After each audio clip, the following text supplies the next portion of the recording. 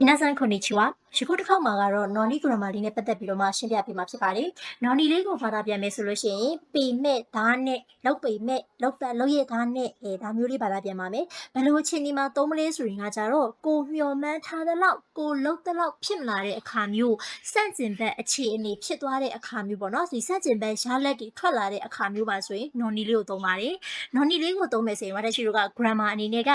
verb ဆိုလို့ရှိရင် plain form noni ကိုသွားပေးမယ်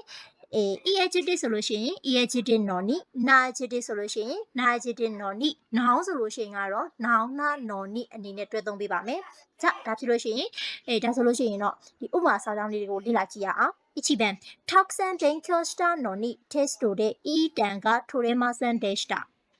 たくさん勉強したのにအများကြီးစာရီအများကြီးလေ့လာခဲ့ပေမဲ့ test တဲ့စာမေးပွဲမှာဤတန်ကထိုရဲမဆန်တဲ့したအမှတ်ကောင်းကမရခဲ့ပါဘူး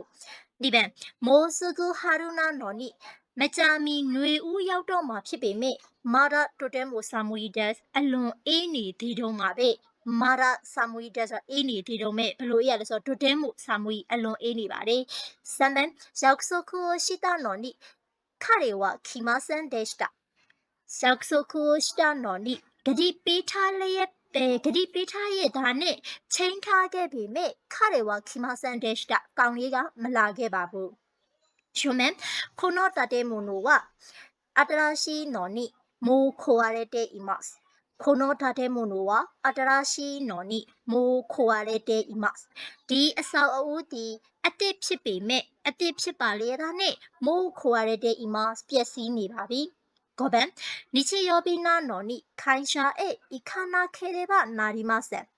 日曜日なのに会社へ行かなければなりません。တနင်္ဂနွေနေ့ဖြစ်ရတာနဲ့တနင်္ဂနွေနေ့ဖြစ်ပါလျက်နဲ့ကုမ္ပဏီတို့မသွားလို့မရဘူးဆိုတော့ကုမ္ပဏီကိုသွားရပါမယ်။နောက်တစ်ခေါက်ပြန်ပြောပါမယ်။နော်နီလေးကိုဘာသာပြန်မယ်ဆိုလို့ရှိရင်လောက်ပေမဲ့လောက်ရသားနဲ့ဘာဖြစ်ပေမဲ့ညာဖြစ်ပေမဲ့ဘာလောက်တော်လဲညာလောက်တော်လဲဒါမျိုးတွေသုံးပေးပါမယ်ဘလို့ချိန်ဒီမှာသုံးလဲဆိုလို့ရှိရင်ကကြတော့ကိုမျှော်မှန်းထားတဲ့လောက်ဖြစ်မလာတဲ့အခါမျိုးစန့်ကျင်ဘက်ရလက်ထွက်လာတဲ့အခါမျိုးမှာဆိုရင် noni လေးကိုသုံးပါမယ် grammar pattern အရ noni ကိုသုံးမယ်ဆိုလို့ရှိရင် verb ဆိုလို့ရှိရင် plain form noni adjective ဆိုလို့ရှိရင် adjective noni non-adjective ဆိုရင် non-adjective noni noun ဆိုလို့ရှိရင် noun နာ noniဒါဆိုလို့ရှိရင်ကျန်တဲ့ဒီပေါ့နော်ဒီ noni နဲ့ပတ်သက်ပြီးတော့မှဥပမာစာကြောင်းလေးတွေကိုကိုယ့်အတူကို try ကြည့်ပါမယ်နော်